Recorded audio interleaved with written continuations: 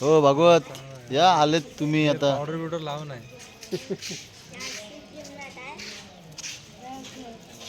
काय बसते फोटो काढताय तुम्ही. शूटिंग चालू आहे शूटिंग. चला बाबा औरंगाबादला आमचा आता पहिला दिवस आहे.